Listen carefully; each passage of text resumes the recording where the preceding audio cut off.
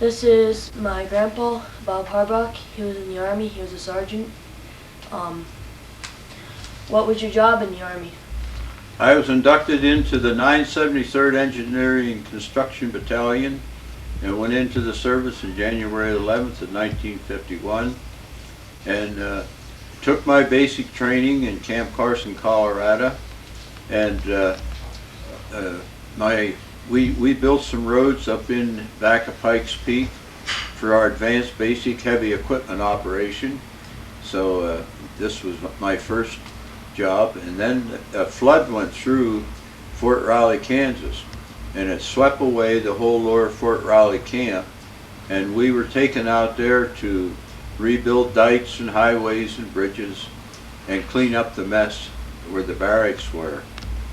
And so we were there that summer, and then we went back to Camp Carson, Colorado, and from there we were levied out to go overseas.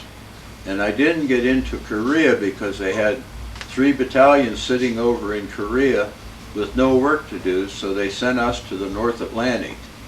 So we loaded all of our equipment and we moved to the East Coast, and then we went aboard ship, and all of our equipment was taken up, and our first landing was in Newfoundland at St. George's Bay at Harmon Air Force Base. And there we built a tent city for a transportation corps of 1,500 men, and they were going to work unloading ships and taking all the supplies into the warehouse at the air base. And after we had built the tent city for these 1,500 men, we built the latrines, we built the mess halls and laid out the streets and set up all the tents for them. Then I was taken to Labrador for the advanced work of preparing an area there to move our company up there to do work at Goose Bay in Labrador. And there was still snow up there, and I pushed 30-foot piles of snow to clean off areas where we could make the streets and put the tents and things up. So we did the same thing there. We had to lay a pipeline from Goose River, purify the water, set everything up for 1,500 transportation corps boys, and they came in with their trucks and to haul supplies from the harbor into the air base. After we had finished that job, then we were taken up above the Arctic Circle to Sanderson Air Force Base in Greenland, and there we did all kinds of landing strip work, building construction, any kind of construction work. And I worked along with the North Atlantic Construction Company, and they were doing work for the early warning system. They were erecting towers, radar towers, in case Russia would shoot intercontinental ballistic missiles at the United States. They could intercept them and then send a signal back to the United States. And they had missiles in silos in the Midwest, and when they would be alerted, they could shoot these missiles up that would intercept them and destroy them before they would reach our country.